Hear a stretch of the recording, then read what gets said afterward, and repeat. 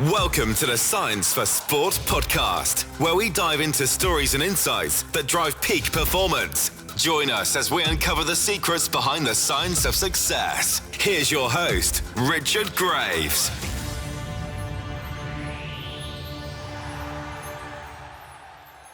Hello and welcome to the Science for Sport podcast with me, Richard Graves. Later this week, England's quest to regain the Ashes on their tour of Australia gets underway with a first test match in Perth. It's the culmination of months of preparation for the players, but also for the backroom staff. So this week's guest is the lead nutritionist at the ECB, Charlie Binns. How much preparation goes into a tour like this? When does it begin? How does his role within the squad vary from practice days to match days? And we all know the importance and significance of pre-fueling athletes, but how important is it to refuel them following a day's play? We can find out the answers to these questions and more right now. Unlocking sports science to push the limits of human potential. This is the Science for Sport podcast. Well, Charlie, it's fantastic you're able to jump on this week's podcast, especially so close to the start of the Ashes series. Of course, you were there with the squad down under in Perth in Australia. First and foremost, how is everything going? Yeah, well, firstly, thanks for having me on, Richard. I really appreciate you getting me on. It's a podcast that I've listened to for a long time now, so it's great to be on and discuss everything nutrition within cricket. Currently out in Perth with the squad. It's very hot out here. It's touching around 32, 33 degrees here, but everyone's in good spirits. We're about 2 weeks out now from the first Ashes test out here, so everyone's starting to get into their zones and starting to ramp up and get dialed into the big start, which seems like it's been talked about for quite a long time now. So I think all the lads and the staff are raring and ready to go into that first test. But yeah, everything's good over here at the moment. It's certainly hotter than I presume it will be back home at this time of the year. It absolutely is. I can assure you of that. And like you said, at the time of recording, there's a warm-up game to come, and then it'll be into the first test in Perth. For those that might see you as a new voice to that they listen to on this podcast, give us some of your background that's led to this point, because it's not just cricket that you've worked in. You've worked across a number of sports, rugby and football most notably. Yeah, so, well, I'd probably go straight back to uni. I did the standard uni. I did a uni route, really. I started my undergrad at Leeds Trinity, doing the sports and exercise science undergrad, and then went straight into my master's degree at St Mary's down in Twickenham. So I moved down there for a period of time to complete that, and that's where I actually jumped into my first real bit of work experience, actually, in sports nutrition. I prided myself on networking and trying to get in and out and speaking to people who I thought were the so-called big dogs in the game, which they were at that time, and that led me to a work experience stint 2 nights a week at Richmond Rugby Union team, which it was great at the time. I loved my time there. A mentor there got me in and showed me the ropes straight from the off, which was great, and I got in and around a professional rugby union team, which was great as well. And then from there, when I finished my masters, I moved back to my hometown York, and that's where I picked up my first consultancy role at Birmingham City Football Club. Again, where I was just in twice a week at the training ground, working on the standard strategies, menu designs with the catering teams over there. And yeah, I love that. Football is my first sport. I always used to play it when I was younger. That was my first real paid role for say. So that was a great experience. And then my first full-time role came at Tottenham Hotspur. So I spent 2 years at Tottenham Hotspur under a great mentor in Hannah Sheridan, who certainly showed me the ropes of a full-time sports nutritionist role in elite sport. And yeah, it was amazing as my first real full-time role as a junior nutritionist there. I travelled everywhere with the team, supporting them on the road, home and away in the Champions League. We had various different managers, which was a great experience for me. So we had 3 managers at my time who all had different philosophies towards nutrition. which challenged me, which was great. And then my time at Spurs ended when I saw that the lead nutritionist role at the ECB came up. And I always wanted to, during my career path, I always wanted to work in different sports, not just football. I didn't want just football on my CV, so that's where I ventured out to the cricketing world. And that role also allowed me to move back home to Yorkshire. So it's a hybrid role where when we're on tour, obviously we're away for a amount of time, for a bit of time, but when we're home, I just go and see the players during the like in and around the UK. Our base National Performance Centre is at Loughborough, so I'm up there, Loughborough University, so I'm up there quite a bit. But yeah, I'm coming up to 3 years in the role now, and I've done various tours with subcontinent, Australia, South Africa. So you do get to travel the world and see different parts of the world as well, which is a bonus. Which is a bonus of the role that I'm in. But the staff and the players that I'm currently working with are superb and some of the best that I've worked with. So it's a great role that I'm currently in. Yeah, a great role, but one that comes with a lot of responsibility as well. Tours don't come much bigger than an Ashes tour down under in Australia, and we're going to get into that as we progress with this particular episode. But when you look at the different sports that you've worked in, the people that you've worked alongside, in the world of nutrition, does that role change sport to sport, person to person, or is the underpinning philosophy essentially the same? The underpinning philosophy is definitely the same. It's just the demands of the sport which differ. One thing that I did want to probably get across on this podcast with you, Richard, is unless you've worked in cricket or you're working in cricket, I don't think people actually understand the demands of cricket, which is a demanding sport, and I will definitely delve into some of the metrics in this chat today. But the underpinning of the fueling, the recovery, a lot of behavioural change and the habit formation is very much similar between sport to sport. Obviously, in every sport, all the strategies is individualised. There's never just a blank canvas over the whole team of doing the same thing. But yeah, the underpinning philosophy of actual sports nutrition doesn't differ between sport to sport. It's just the demands of the sport which will then change strategies moving forward into the day-to-day routines of the players. And if we focus particularly on this tour that's now underway, it's an intense tour, isn't it? You know, you've got 5 test matches in the space of 7.5, 8 weeks. You've got different venues. You've got day matches. You've got day-night matches, so different times of day to consider. And we haven't even spoken about the travel across a continent the size of Australia as well. So what are the key factors when you're preparing, and when does preparation start for a tour like this? Yeah, so preparation for the tour of something of this magnitude and size probably started around 6 months ago from like a logistical operational point of view. So obviously we have to, myself, I have to work with the catering teams over in Australia at the different match venues, the different training venues around all the menus that we have. So obviously training menus is standard, but then the five match day days at different venues on the menu. So there's, like, just for example, cricket, it's not a standard sport where it's just you'll have your pre-match meal and then you'll go out and perform the sport. We have a lunch break, we have a tea break, and then we also have post-match. So we've essentially got 3 different menus for each day. So yeah, there's a lot of work goes in behind the scenes, and yeah, it started around 6 months prior. And then from the logistical point of view, we have our supplementation that we take overseas with us as well.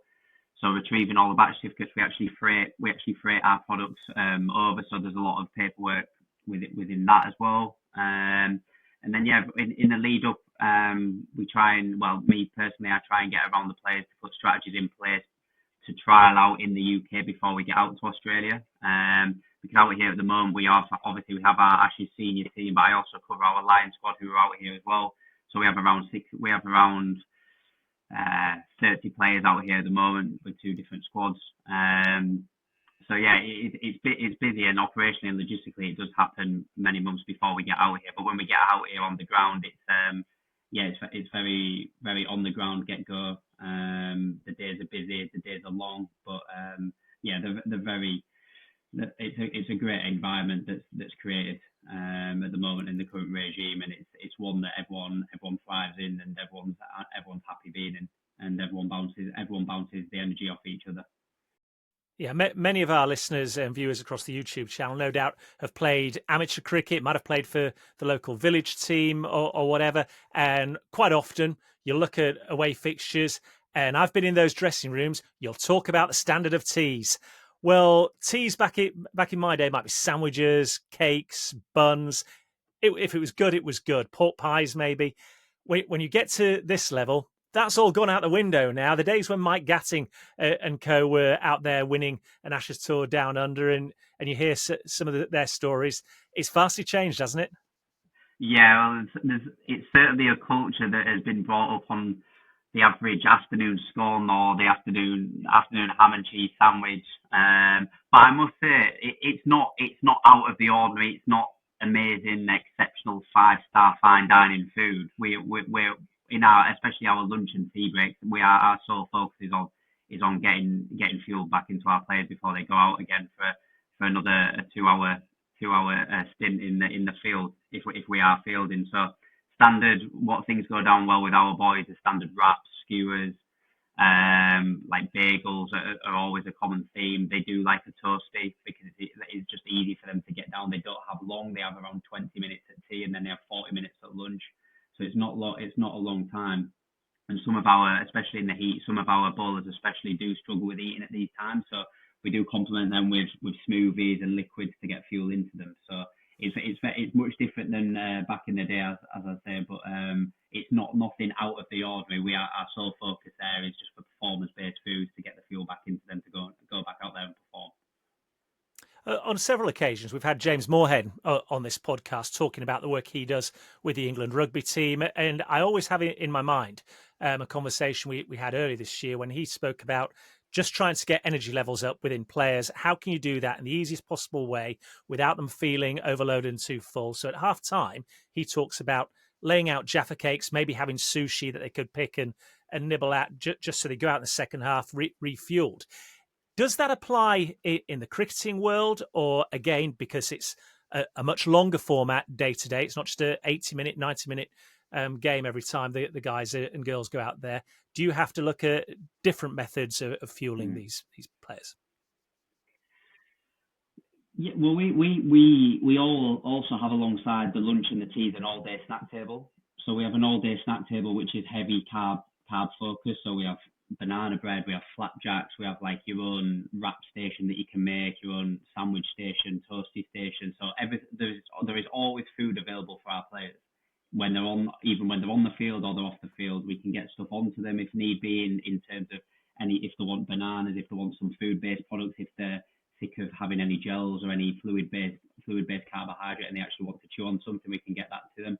But we have an all-day snack table that is freely available for the players to go and refuel when they want. And when obviously cricket is a longer formatted game than football or rugby, where it's obviously 80 or 90 minutes. And especially when we're batting, we're could be sitting around for a full day. So there's always opportunities to refuel for the next day. Like one thing that I always try and get across to the players is, yes, think about what's happening the actual day, but we need to think forward, especially in like a test match where it's 5 days. What's going to, looking at the game now and the game situation, what is going to happen next day? You're going to looking like you're going to have to go out and bowl maybe 20 overs. Okay. So even though you think that you're just sitting around doing nothing, we also need to think about what's going to go on tomorrow, because you might need to be fueled up and get ready to go in hard for 20 overs at the opposition. So for me, I'm always trying to just make food readily available for the players. Like banana bread is such a staple for us. They just love banana bread and flapjacks and easy digesting foods. They're not too picky, our lads, which is a bonus for me. So I don't really have to change too much on the menus because they're pretty routine into what they like and what they like to intake going onto the pitch. And obviously, I don't want you to give any trade secrets away, but how does that change from where we are now at the time of recording, where 9 or 10 days away from the start of the first test, so everything is about preparation, building up to those first 5 days of a major Ashes series. How does that change from this phase to when you actually get into the test match, and depending whether you're batting or bowling, how much time's going to be spent in the field, how much time's going to be in the sun? But presumably the nutritional values that you're looking to get on board differ according to what the expectations are of the players. Yeah, so in terms of training days, like the workloads of our players will differ based on day to day.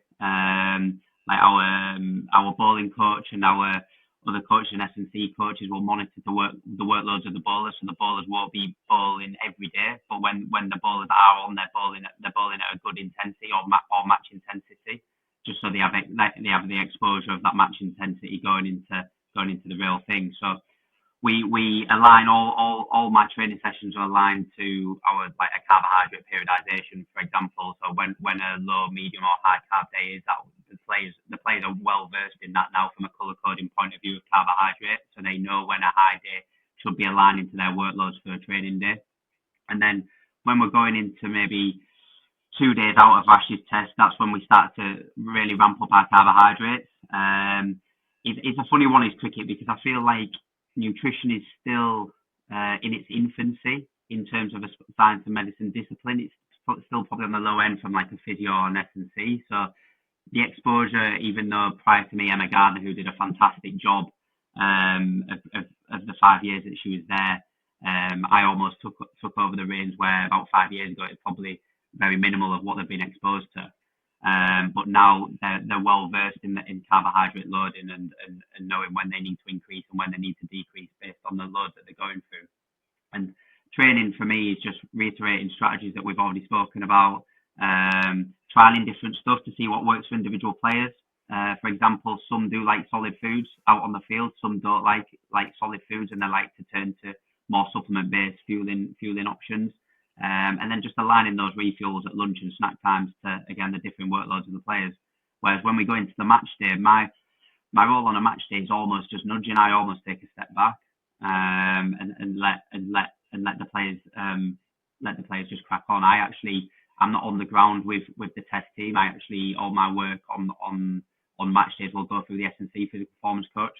So I spend a lot of time with the physical performance coach going through strategies of the individual players. So when the physical performance coach is on the ground, he knows exactly what X player needs at certain times, or when another X player needs at certain times. So going back to time out of tour is so important for me, getting in and around the lads to get these strategies in place and almost well verse it for them to go and be self-sufficient when out on the field.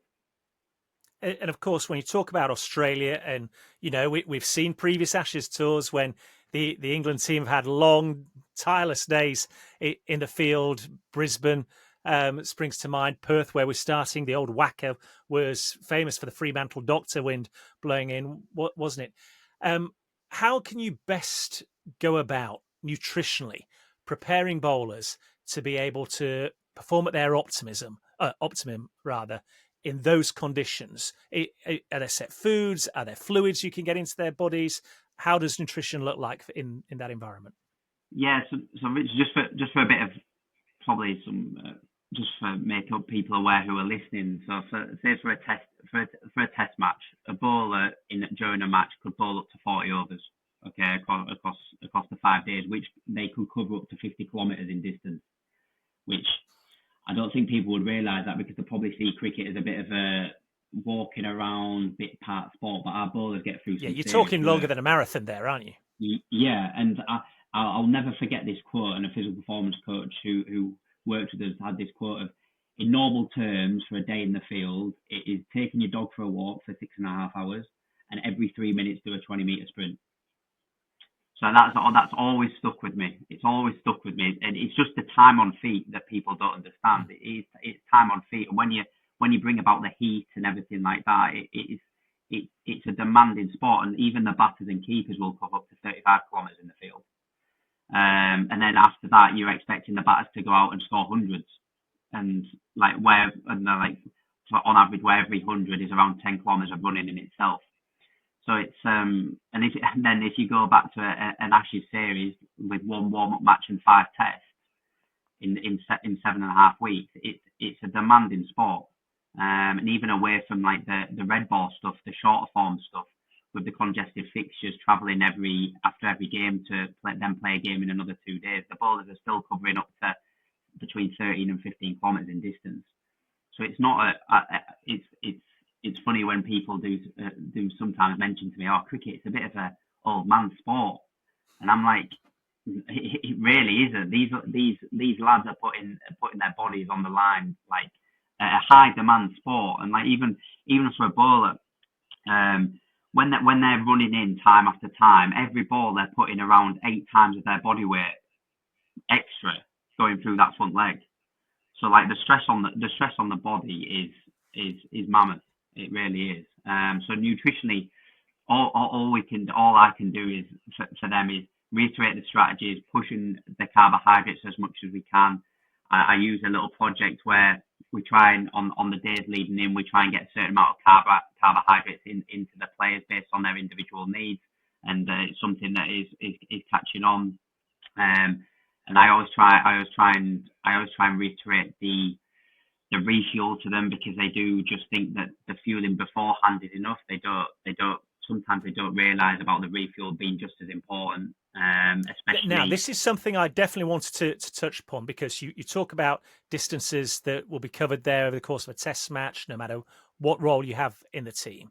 It's easy to overlook the significance of being able to recover quickly, but being able to recover well. So again, I'd suggest that this is where you and the team come into your own, isn't it? Yeah. So like my main aim for after a day in the field is trying to reduce the muscle soreness and damage, and then replenishing the glycogen stores. Hopefully not, but sometimes ready potentially for another day in the field, depending how the game goes. So like, even though it's a 5-day game, we could be in the field for 2 or 3 days. depending how we're bowling or how the let's hope not. Hopefully not. Let's hope not on this occasion. But that's it's just cricket is almost a blind sport. Like on the first day of the test, you don't know what you're doing. So, but I have to edge on the side of caution. I need you to fuel, because if we do win the toss and we do bowl, or we do lose the toss and the team wants to bat, I need you to be ready to bowl 20 overs as a bowler, or as a batters and keepers need to be in the field for potentially a full day. So we always have, when the lads come in, the standard, there's always recovery shakes, there's always extra supplements to reduce muscle soreness and damage. For example, the cherry juice, and then we have almost like high carbohydrate bit snacks on the table in the change room, just for the lads to be able to, whilst they're getting a shower or they're getting changed and they're just dissecting the game in the change room, they can pick out foods whilst they're doing that, because sometimes What does that look like? What sort of foods do we use in that instance?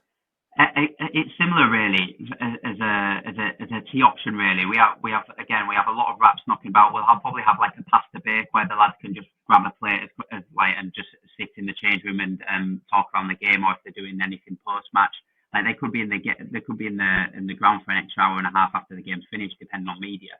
So we need something in the change room to start that refuel.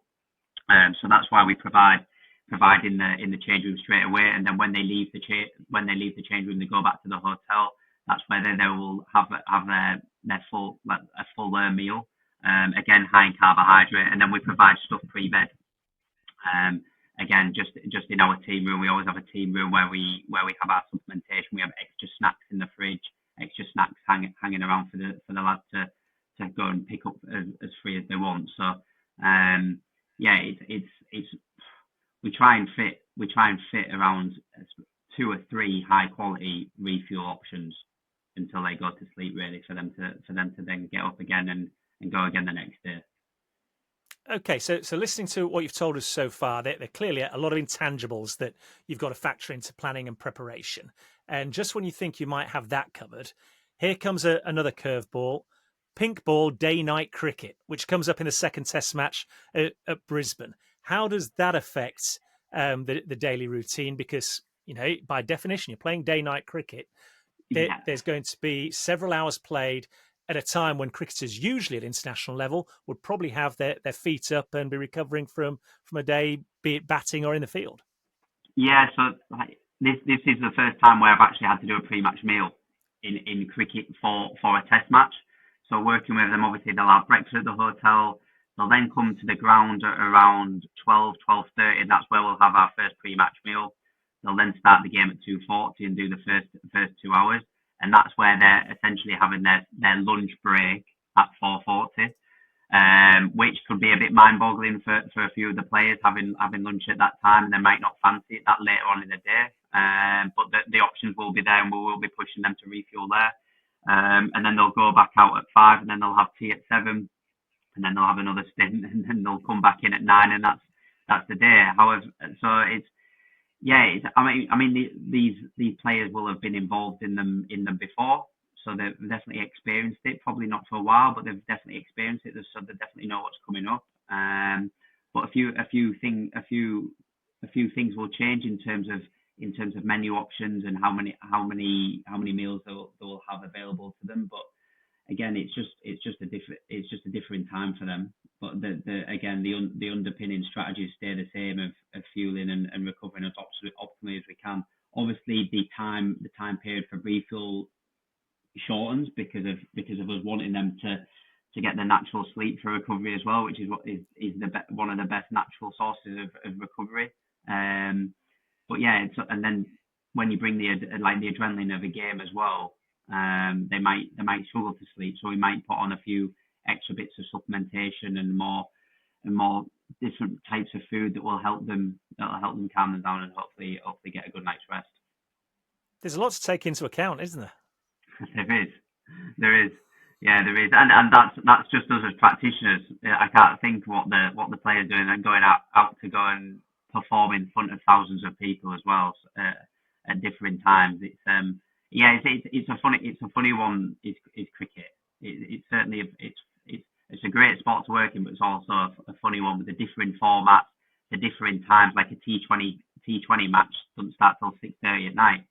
So you're almost hanging around. I mean, similar to like a football game, of course, like 7:45. But yeah, there's so many different variables in cricket that I don't think people understand unless they're working it. And obviously, we have plenty of people listening to this podcast that'll be looking to follow a similar path to you, a career in nutrition.